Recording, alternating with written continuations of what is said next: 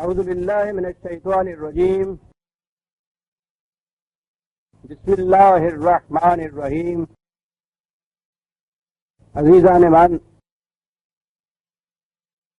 آج مارچ 1974 کی 24 تاریخ ہے اور درس قرآن کریم کا آغاز سورہ ہود کی آیت 69 سے ہو رہا ہے. 11/69. مجھے افسوس ہے کہ پچھلی 2 اتواریں میری بیماری کی وجہ سے درس کا ناغہ رہا.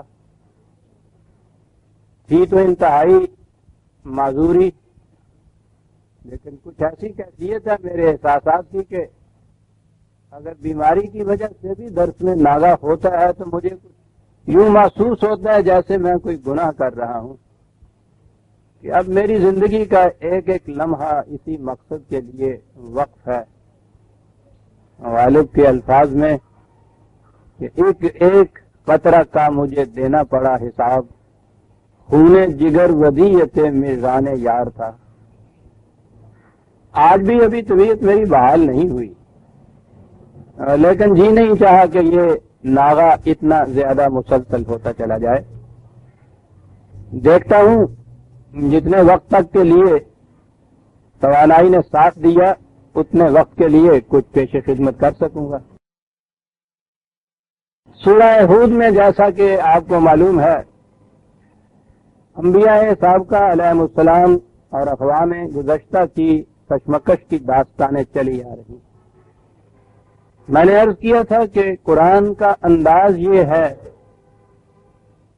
کہ وہ جس قوم میں دیکھتا ہے کہ اخلاقی برائیاں انتہا تک پہنچ گئی ہیں اس میں ایک نبی آتا تھا. قرآن کریم جو اس کشمکش کی داستان بتاتا ہے تو وہ تمام خرابیاں نہیں گناتا، بلکہ ان میں سے جو چیز سب سے بڑا بنیادی جرم ہوتا ہے اس قوم کا اس کو ابھار کر سامنے لاتا ہے اور یہ بتاتا ہے کہ اس قوم کی تباہی کی بنیادی وجہ ان کا یہ جرم تھا. اور جیسا میں نے عرض کیا تھا اگر ان سابقہ اقوام کے ان کبیرہ جرائم کی فہرست مرتب کر لی جائے تو اس سے یہ حقیقت سامنے آ جاتی ہے کہ یہ خدا کا اٹل قانون ہے کہ جس قوم میں ان جرائم میں سے کوئی ایک جرم بھی نمایاں طور پر معاشرے میں عام ہو گیا وہ قوم تباہ ہو کر رہے گی. یہ محض تاریخ کی داستانیں نہیں جو قرآن دہرا رہا ہے، یہ تاریخ کا فلسفہ ہے جو وہ بیان کر رہا ہے. تاریخ کا فلسفہ نہیں بلکہ قانون مکافات عمل، قوموں کے عروج اور زوال کے اٹل قوانین ہے یہ کہ جب قوموں کے اندر اس قسم کا معاشرہ پیدا ہو جائے گا، اس قسم کا نظام وہ اپنے ہاں رائج کر لیں گی تو اس کا فطری نتیجہ اس قوم کی تباہی ہوگا.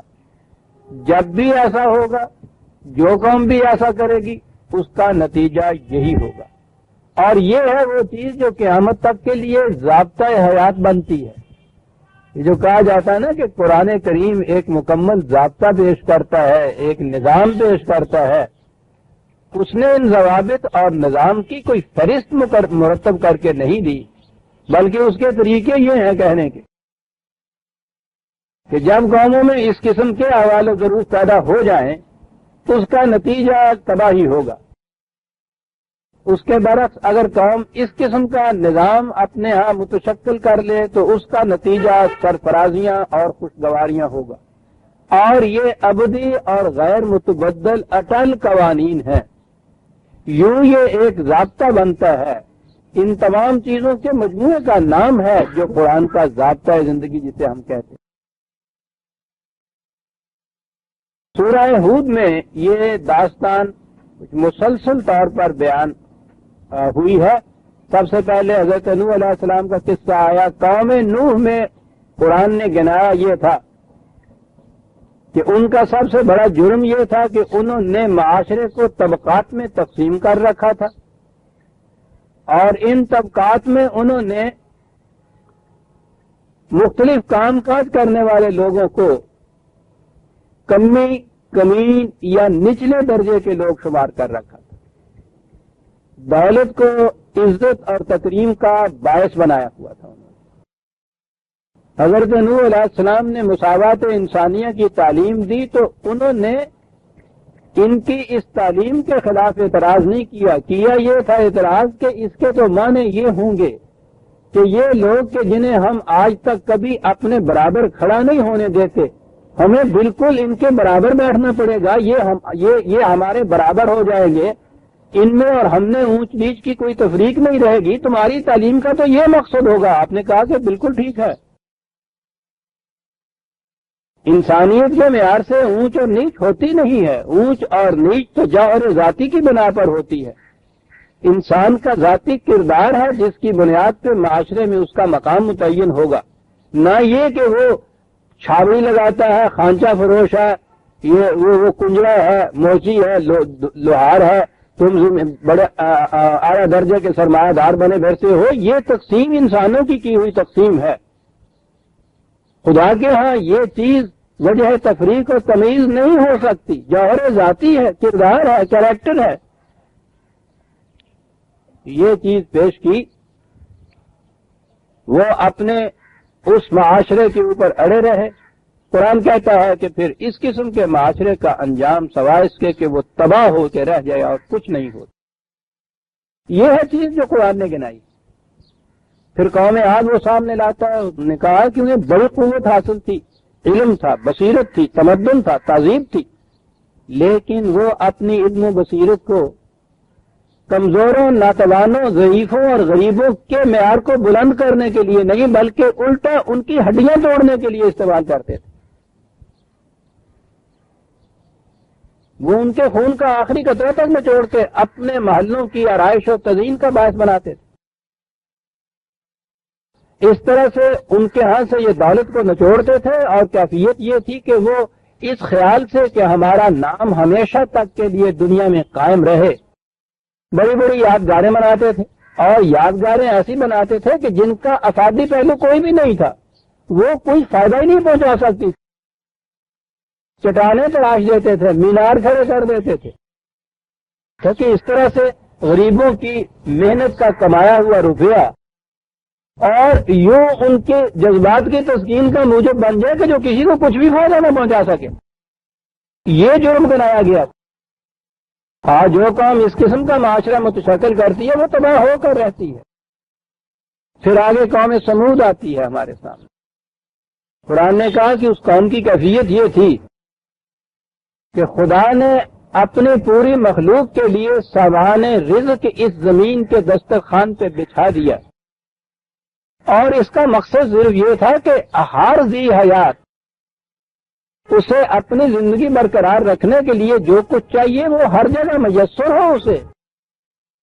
خدا نے کہا ہے کہ ہمارے خالق ہونے کی ذمہ داری یہ بھی ہے کہ ہم رازق ہوں. کسی کو پیدا کر دینا اور اس کی زندگی جن چیزوں پہ منحصر ہے وہ سامان نہ دینا اس کو، یہ تو بڑا ہی ظلم ہے اس کے اوپر. یہ جو آج بھی ہمارے ہاں بلکہ پوری دنیا میں یہ راؤ چلی ہوئی ہے کہ بھائی آبادی کو روکو، وہ اتنی پیداوار نہیں ہو رہی جو اتنے منہ کو فیڈ کر سکے، کھلا سکے، ان کی زندگی کا سامان دے سکے. گویا یہ تسلیم ہے دنیا کو آج کہ اس قسم کا نظام جس میں کھانے والے زیادہ ہوں اور ان کے لیے خوراک اتنی نہ ہو، یہ نظام بڑا غلط ہے.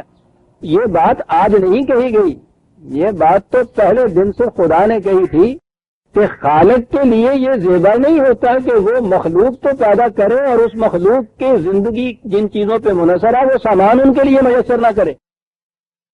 ایسے جیسے آج کہتے ہیں نا کہ غریب آدمیوں بھائی کیوں اتنے بچے پیدا کیے جاتے ہو جن کو کھلانے کا، جن کو پہنانے کا تمہارے پاس ذریعہ نہیں ہے، وسیلہ نہیں ہے.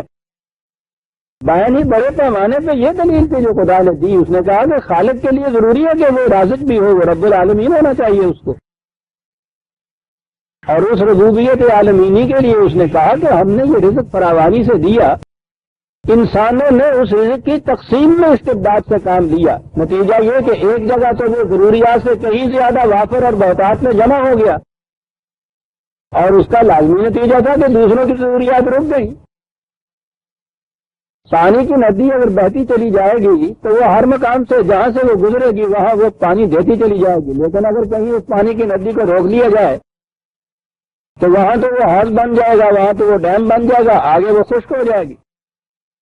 قرآن نے کہا کہ تقسیم ہے یہ رزق کی جو غلط نظام کے ماتحت ہوتی ہے، جس کا نتیجہ یہ ہوتا ہے کہ ایک جگہ تو دولت افراد سے جمع ہو جاتی ہے اور دوسری جگہ سامان پرورش بھی نہیں ملتا ان کو۔ قوم سمود نے یہ کر رکھا تھا، چراگاہوں پر اور چشموں پر لکیریں کھینچ کے انہوں نے کہا کہ یہ ہماری ذاتی ملکیت ہے، قوم کے سرداروں نے یہ کہا، اس لیے یہ لوگ کمزور اور ناتواں جو غریب ہیں ان کے مویشی ان میں نہیں چڑھ سکتے، ہاں کچھ فالتو بچے گا تو ان کو بھی دے دیا جائے گا۔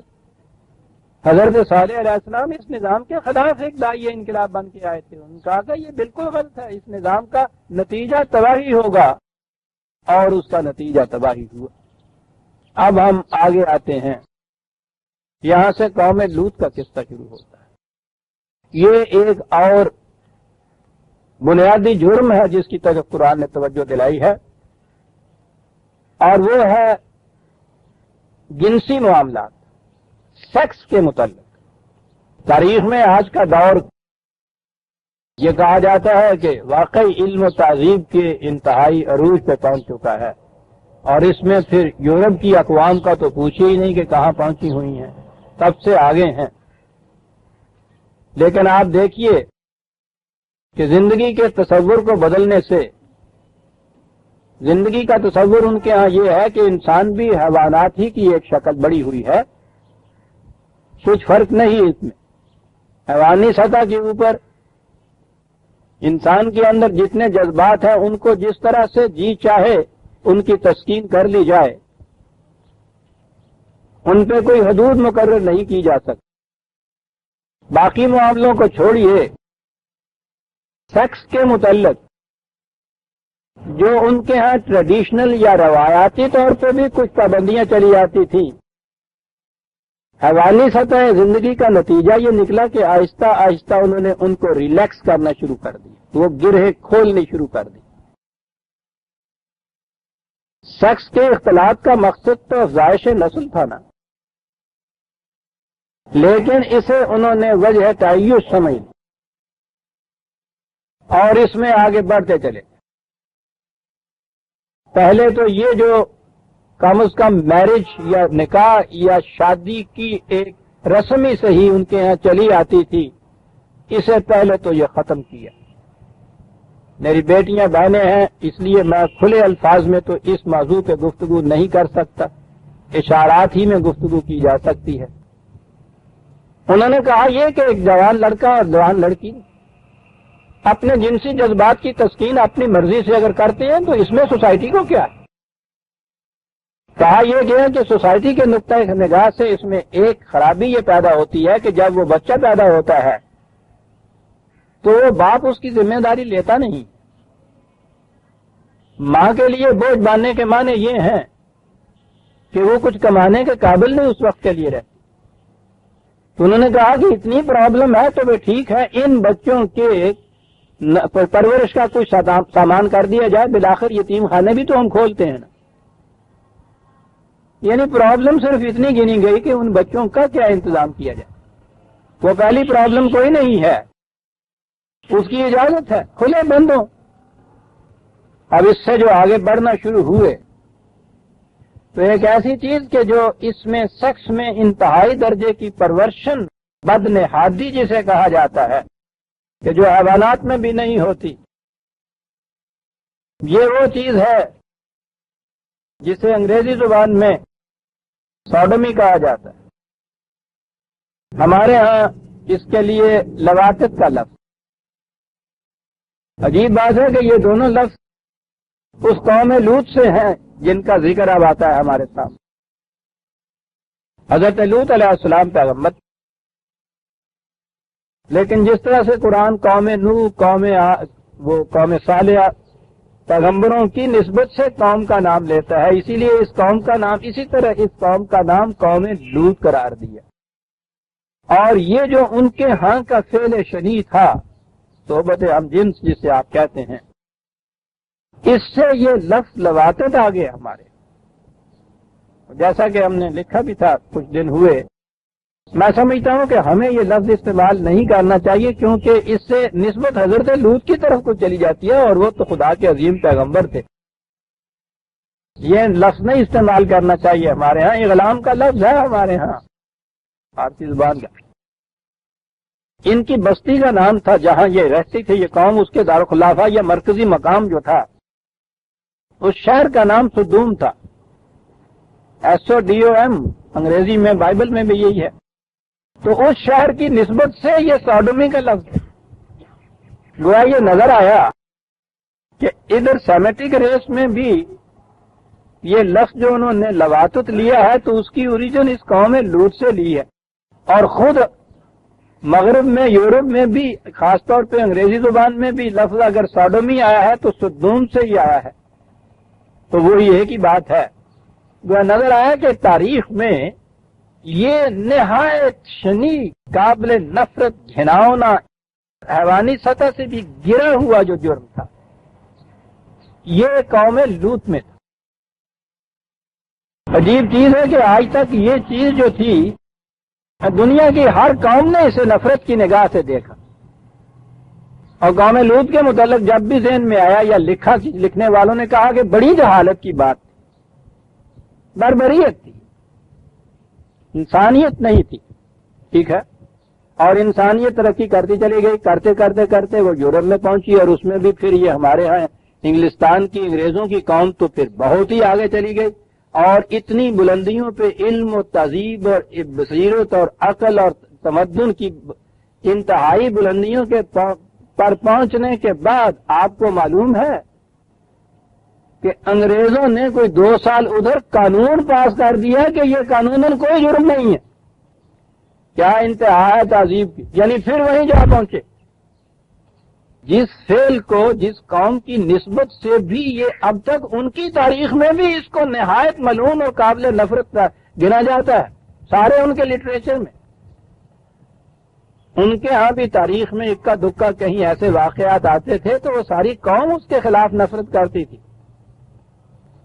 لیکن وہ قوم جب تہذیب کی انتہا پہ پہنچتی ہے تو وہ پستی کی اس انتہا پہ جا پہنچتی ہے جو خود ان کے نزدیک بھی قابل نفرت. اور یہ نہیں ہے کہ خیر معاشرے میں ہو رہا ہے، کیا کریں صاحب، اس کے لیے مجبوری یہ ہے. جی نہیں، باقاعدہ قانوناً اس چیز کو جائز قرار دیا جا رہا ہے. میں نے عرض کیا تھا کہ قرآن نے جو کہا تھا نا کہ لقد خلقنا الانسان فی احسن تقویم، انسان کو ہم نے حسین ترین حیث ترکیبی میں پیدا کیا، ثم رددناہ اسفل سافلین، اور یہ کمبخت اپنی کرتوتوں سے اپنے آپ کو پست ترین درجے پہ لے جاتا ہے. یہ اسفل سافلین کیا ترکیب ہے، پستی پہ جانے والوں سے بھی پستر. یوں انسان پستی پہ چلا جائے گا، اولئک کل انعام قرآن نے کہا تھا کہ حیوانی سطح پہ چلا جائے گا. اس نے کہا بل ہم اضل، بل ہم اضل. جی ہاں، بل ہم اضل. کل انعام کہا پہلے کہ انسان پستی پہ گرتا ہے تو حیوان کی سطح پہ آتا ہے، اس کے بعد کہا کہ نہیں، اس سے بھی بری گمراہی کی سطح. اسفل سافلین. کوئی تصور میں آ سکتا تھا کبھی اس پوری تاریخ کے اندر 6000 سال کی تہذیب میں کسی انسان کے ذہن میں یہ آ سکتا تھا کہ اس قدر قابل شناخت اس فعل کو کوئی قوم قانوناً اپنے ہاں جائز قرار دے؟ ثم رددناہ اسفل سافلین. انتہا ہے. سبق یہ دیا جاتا ہے پھر، اور یہ لٹریچر تو سیلاب کی طرح مغرب سے آ رہا ہے نا تمام ممالک میں. ہمارے ہاں بھی یہ آئندہ آنے والی نسلوں کی تعلیم کا تو ہم نے انتظام صحیح کیا ہی کچھ نہیں ہے، چھوڑ رکھا ہوا.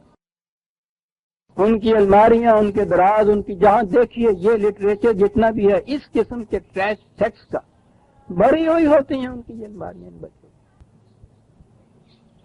کہاں ان سے یہ جاتا ہے کہ یہ ایک صرف بایولوجیکل فنکشن ہے، اس کو اخلاقیات سے کیا تعلق، یہ دلیل دی جاتی. کہ یوں ہی انسانی جسم کے کچھ تقاضے ہیں، انسانی جذبات کے کچھ تقاضے ہیں. پہلے ان کے ہاں یہ قانون ہوتا تھا کہ اگر، جیسا میں نے ابھی کہا ہے، جوان لڑکا اور لڑکی جنسی اختلاط کیسے اپنی رضامندی سے پیدا کر لیں، اس میں یہ چیز قانوناً کوئی جرم نہیں تھی ان کے. ایک چیز آگے آتی تھی کہ شادی شدہ لڑکی، عورت، اس کے ساتھ کوئی دوسرا ناجائز تعلق پیدا کر لے، قانوناً یہ بھی جرم نہیں تھا. جرم اتنا تھا اگر اس عورت کا خاوند یہ کہے کہ صاحب اس سے تو معاف رکھیے گا میری بڑی بےعزتی خراب ہو گئی. یعنی وہ اگر یہ کہے کہ صاحب اس سے میری عزت پہ عرص آتا ہے، تو وہ جو اس کا ڈیمیج ہوتا تھا نا، یہ تو جرم تھا. یہ اس عورت کا اور اس غیر مرد کا باہمی اختلاط، یہ جرم نہیں تھا. یعنی کس طرح سے یہ بڑھتے چلے گئے آگے. اور جب پھر یہ چیزیں تو ایسی ہیں، اپنے مومنٹم سے تیزی سے آتی ہیں. پہاڑ کے اوپر سے ایک پتھر چھوڑ دیجئے، ابتدا میں تو یوں ہی لڑکتا ہے اور جو آگے بڑھتا چلا جاتا ہے، پھر اپنے ہی زور دروں سے وہ اتنا تیز ہو جاتا ہے کہ نیچے آ کے وہ توپ کے گولے کی طرح لگتا ہے. پھر وہ کسی کے روکے رک نہیں سکتا. اسے تو قدم اول پہ روکنا ہوگا، یہ کہہ کے روکنا ہوگا کہ ٹھیک ہے، مومن مرد اور عورت معاشرے میں باہر تمہیں نکلنا ہوگا، کاروبار کرنا ہوگا، آنا جانا ہوگا، ملنا جلنا ہوگا، لیکن غضوا ابصارکم، اپنی نگاہوں کو بے باک نہ ہونے دینا. یہاں گرفتگی اس نے چاہی، یہاں سے اس نے گرفت شروع کی اور پھر چلا ایک ایک کڑی. میں نے کہا یہ ہے کہ وہاں سے جو لٹریچر آتا ہے ہمارے نوجوانوں کے ہاتھوں میں، اس میں کہا یہ جاتا ہے کہ صاحب یہ ایک بایولوجیکل فنکشن ہے، اس میں سوسائٹی کو دخل دینے کا کیا واسطہ ہے. بالغ ہونا چاہیے، کیونکہ بالغ اپنے فیصلے کا آپ ذمہ دار ہوتا. اگر دو، خواہ وہ لڑکی اور لڑکا ہوں یا دونوں لڑکے ہی ہوں، باہمی رضامندی سے کوئی اپنی جسم کے ساتھ جذبات کی تسکین کا سامان کرتے ہیں، تو وہ میاں بیوی راضی جو ہمارے ہاں کہا کرتے تھے کیا کرے گا، وہ کہتے ہیں معاشرے کو اس میں کیا دخل دینے کا تعلق. یہ دلیل دی جاتی ہے صاحب اس کے لیے. معاشرے کا وہ لیتے کیا دلیل. اب ہم اگر اپنے ہاں کے ان بچوں سے یہ کہیں گے کہ صاحب بہرحال ہم اخلاق کی بات کریں گے، وہ کہیں گے کہ صاحب یہ عہد قدیم کی داستانیں ہیں، یہ زمانہ لگ گیا، اب پرانے زمانے کی یہ باتیں ہیں اس زمانے کے لوگوں کی. اچھا جی، زمانہ بدلتا رہتا ہے، بدلتے ہوئے حالات میں یہ سب چیزیں بدلنی چاہیے. مذہب کے نام پہ کہیں گے تو وہ تو مذہب گزیدہ پہلے ہی ہیں، ان کو بتایا ہوا ہے کہ یہ تو سارے توہمات ہیں. وہ خدا ہی کے منکر ہو جاتے ہیں تو خدا کی دی ہوئی بنائی ہوئی اقدار کے کس طرح سے وہ قائل رہیں گے. اس کو بھی چھوڑیے. خود یورپ کے ہاں کے محققین جنہوں نے سیکس کے اوپر بڑی تحقیقات کی ہیں، وہ نہ مذہب کی بنیادوں پہ اسے لیتے ہیں نہ اخلاق کی بنیادوں پہ. وہ خالص تحقیقات کی روح سے کسی نظریے کسی نتیجے کے اوپر پہنچتے ہیں. آپ حیران ہوں گے کہ جہاں ایک طرف اس یورپ میں جہاں تک یہ قومیں پہنچی ہوئی ہیں، اسی یورپ کے محققین نے سیکس کے متعلق جو خالصتاً اپنی تحقیق کی ہے. آپ کو یاد ہوگا میں نے اس موضوع کے اوپر کئی لیکچرز بھی دیے تھے. سیکس اینڈ کلچر کے اوپر ایک پیمفلٹ بھی شائع میرا ہوا تھا ایک کتاب کا. سیکس اینڈ کلچر ایک کتاب کا نام ہے. کیمبرج یونیورسٹی کا ایک محقق ہے انون، JD انون. اس شخص نے اپنی پوری عمر صرف کی یہ جن کو ہم وحشی قبائل کہتے ہیں، ایبارجنیز پریمیٹیو لوگ، آسٹریلیا میں بسنے والے، جنوبی امریکہ میں، قطب شمالی میں، ہمارے ہاں بھی یہ جن کو ٹپری واسی وغیرہ کہتے ہیں، یعنی اس قسم کے قبائل جو تہذیب اور تمدن سے دور ہیں ابھی. اور اس کے بعد پھر وہ مہذب دنیا کی طرف آیا اور مہذب اقوام کا تاریخی مطالعہ اس نے کیا. آپ دیکھیے یہ لوگ، انہیں کہتے ہیں محقق، کسے کہتے ہیں ریسرچ. ہمارے ہاں کے ریسرچ اسکالر کہلاتے ہیں. کسی موضوع پہ کہیے لائبریری میں جا کے انسائکلوپیڈیا لے لیتے ہیں اور وہاں سے نقل کر کے تھیسس لکھ دیتے ہیں. ایک یہ ہے محقق. یہ تھا وہ انداز تحقیق جو قرآن نے کہا تھا کہ وسیروا فی الارض فانظروا کیف کان عاقبۃ العاقبۃ. گھر میں بیٹھے ہوئے نہیں ہے، جاؤ اس دنیا میں چلو پھرو، اور پھر اقوام سابقہ کی جتنی بقیات یہ یادداشتیں رہ گئی ہیں ان کا مطالعہ کرو اور پھر دیکھو کہ ان کا انجام کیا ہوا. یہ ہے وہاں کے محققین کا انداز. ایک ایشو اس نے لیا کہ دیکھنا مجھے یہ ہے کہ شخص کے متعلق باہمی تعلقات کا قوموں کے عروج و زوال پہ کیا اثر پڑتا ہے، اور اس نے اپنی ساری تحقیق کا نچوڑ اس کتاب کے اندر یہ دے دیا. اور محاصل اس کا یہ تھا کہ میں نے دیکھا یہ ہے ان قبائل کے اندر، ان مہذب اقوام کے اندر تاریخ عالم کی روح سے کہ جس قوم نے بھی شادی سے پہلے مرد اور عورت کی عصمت کے اوپر زور دیا ہے وہ قوم عروج کی ان بلندیوں تک پہنچی ہے جس کا تصور انسان نہیں کر سکتا.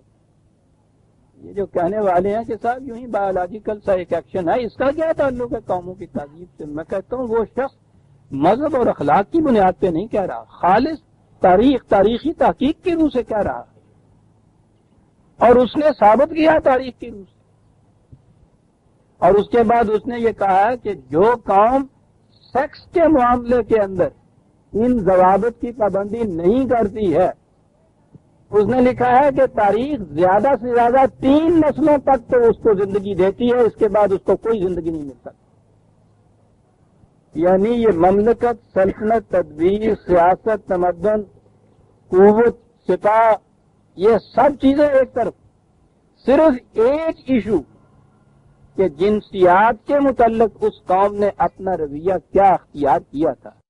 وہ کہتا ہے کہ اگر جنسی اختلاط میں وہ قوم بے پرواہ ہو جاتی ہے، ان گروہوں کو ڈھیلا کر دیتی ہے، تو وہ کہتا ہے زیادہ سے زیادہ 3 نسل کو اس نے کہا کہ میں 100 سال اس کی مدت دیتا ہوں. زیادہ سے زیادہ وہ قوم ان تمام اسباب و ذرائع کی وجہ سے زیادہ 100 سال تک وہ قوم زندہ رہ سکتی ہے، اس سے زیادہ زندہ نہیں رہ سکتی. یہ ہے اہمیت اس جنسی اختلاط کی. ایک فرد کے اوپر کیا اثر پڑتا ہے اس کا، یہ بھی اس نے دیا ہے. قرآن نے تو اس کے متعلق یلق اسامہ کہہ دیا، ایک لفظ زنا کے متعلق. جو میں نے آپ سے عرض کیا تھا کئی دفعہ کہ قرآن میں یہ جو الفاظ آتے ہیں نا، معصیت کے اور عصیان کے اور جناح کے، یہ جس کا ترجمہ ہم گناہ ہی کرتے چلے جاتے ہیں، یہ مختلف الفاظ اس نے جو استعمال کیے ہیں یہ سب کا ترجمہ گناہ نہیں ہے. ان کے اندر ایک خصوصیت ہے، اسم کو بھی ہم گناہ ہی کہتے ہیں، عصیان کو بھی ہم گناہ ہی کہتے ہیں، حالانکہ یہ بنیادی طور پر یہ 2 متضاد چیزیں. عصیان ہوتا ہے سرکشی میں آگے بڑھتے چلے جانا، حدود فراموش ہوتے چلے جانا. اسم ہوتا ہے انسان کی ان قوتوں کا اس قدر مزمحل ہو جانا کہ وہ کاروان انسانیت سے پیچھے رہ جائے. ان کے ہاں ناقہ آسمہ اس اونٹنی کو کہتے تھے جو تھک کر اپنے کارواں سے پیچھے رہ جائے، چلا نہ جائے اس سے اب دوسروں کے ساتھ. قرآن نے کہا ہے کہ جس قوم میں جنسی اختلاط زنا کی شکل اختیار کرتی ہے، یلق اسامہ، وہ کاروان انسانیت سے پیچھے رہ جاتی ہے. 1400 سال پہ اس طرح زیبا نمان قرآن ایک لفظ میں بات کہہ گیا ہے. اف، یہ ہے قرآن، اور یوں ہے اس کو سمجھا جانا. کیوں یہاں اس نے یہ لفظ اسامہ کیوں کہا؟ وہ کہتا ہے کہ فرد ہے اگر تو اس کی بھی کیفیت ہے کہ اس کے اندر تخلیقی صلاحیتیں جتنی بھی ہیں ان میں اضمحلال پیدا ہو جاتا ہے، یلق اسام. اور قوم اگر ہے تو وہ اس طرح سے اپنے کارواں سے پیچھے رہ جاتی ہے جیسے تھکی ماندی اونٹنی اپنی صفوں سے پیچھے رہتی. اور آج اس 20ویں صدی میں قرآن کا ماننے والا نہیں، اس نے تو شاید سنا بھی نہیں ہوگا، خالصتاً تاریخی نقطۂ نگاہ سے اور نفسیاتی نقطۂ نگاہ سے تحقیق کرنے والا انون معزل یہ بیان کرتا ہے کہ جو قوم اس جنسی اختلاط کے ضوابط سے لاپرواہ ہو جاتی ہے، تاریخ اس کو زیادہ سے زیادہ 3 پشتوں تک کی زندگی کی مہلت دیتی ہے، اس سے زیادہ مہلت نہیں دیتی. اور اس میں بھی وہ کہتا ہے کہ وہ آہستہ آہستہ بتدریج اس قدر تھکی ماندی وہ لفظ ہے، اس قدر تھکی ماندی وہ قوم ہوتی ہے کہ گھسڑتی ہوئی چلتی رہتی یل کے احسان۔ اب ہمارے ان بچوں کو، نوجوانوں کو کون یہ سبق جا کے سکھائے؟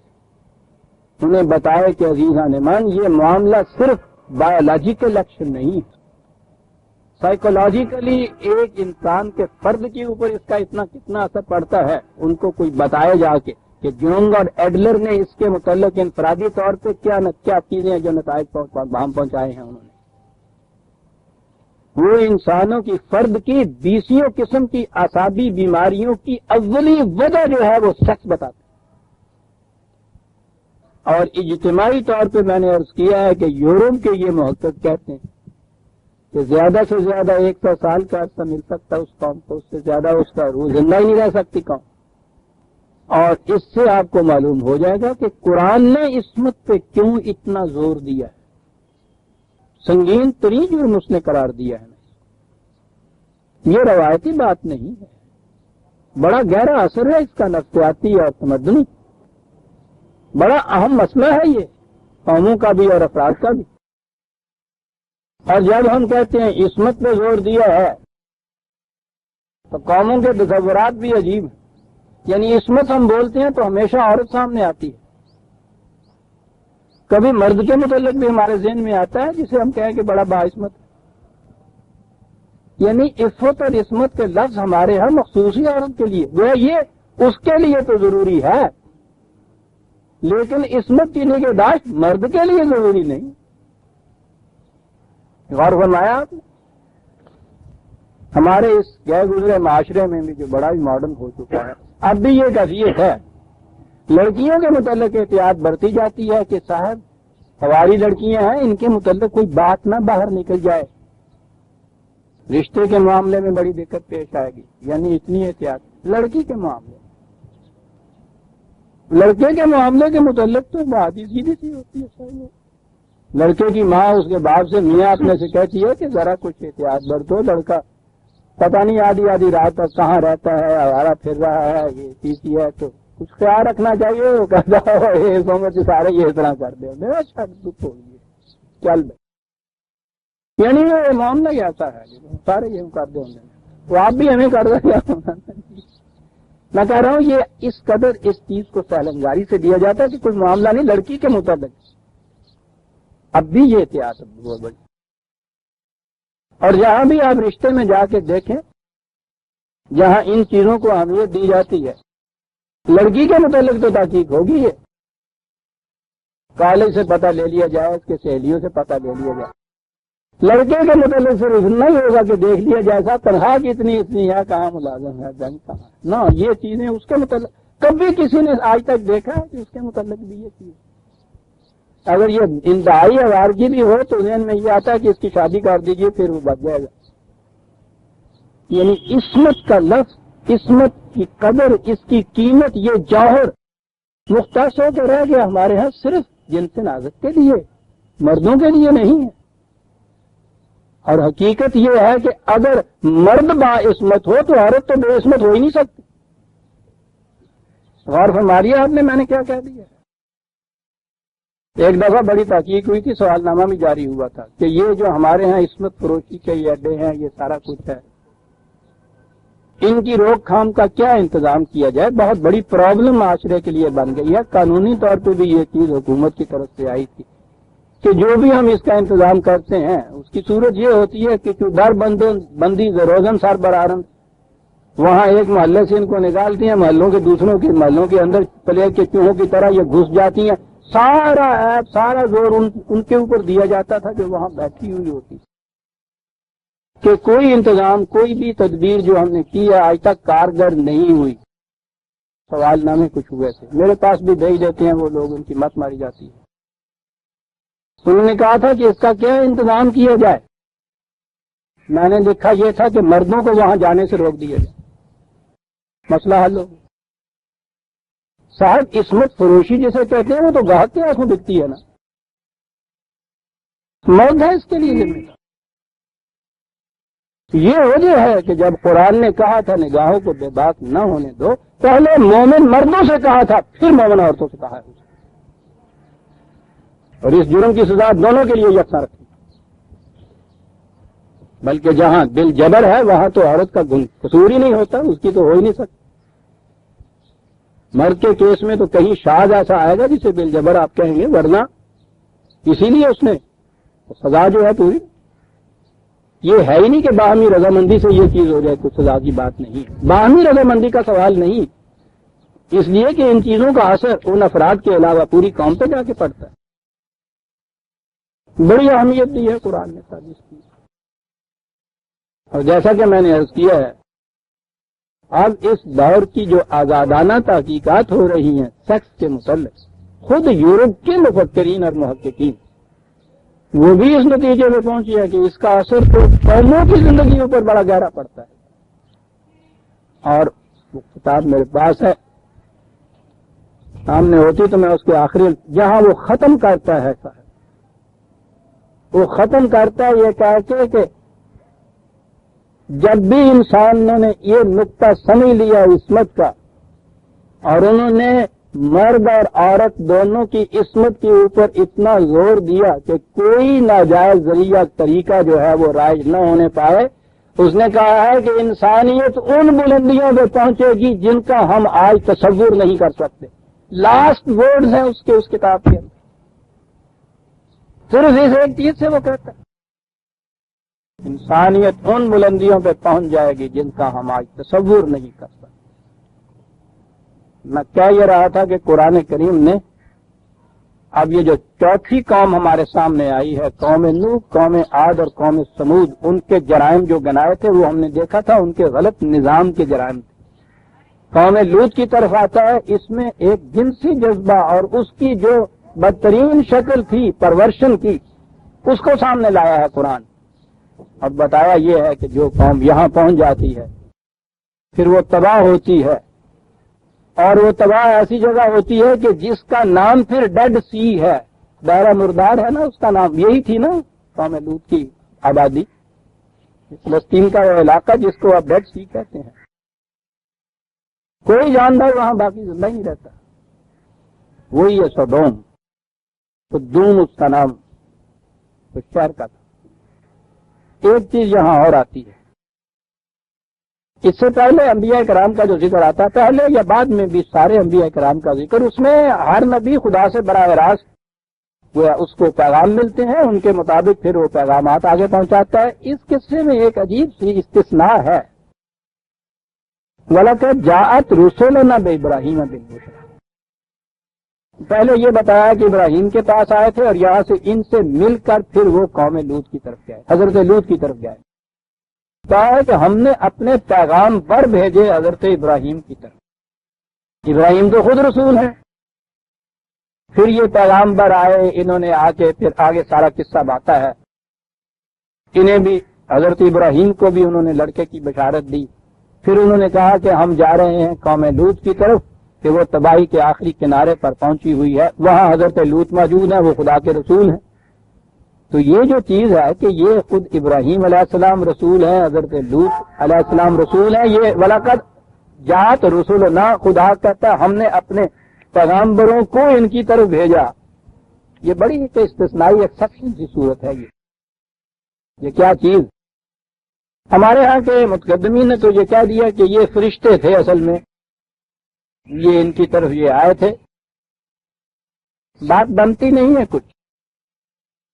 اول تو یہ کہ بہرحال ہر رسول کی طرف جو پیغام لے کے آتا تھا، خدا نے کہا وہ تو ہوتا ہی فرشتہ تھا۔ ان کے ہاں یہ وہ آتے ہیں کہ جو آدمیوں کی شکل میں ہیں، آگے بات آئے گی، کھانے پینے کی بات ہو رہی ہے، آپس میں باتیں ہو رہی ہیں، یہ وہاں جا رہے ہیں، آدمی تھے۔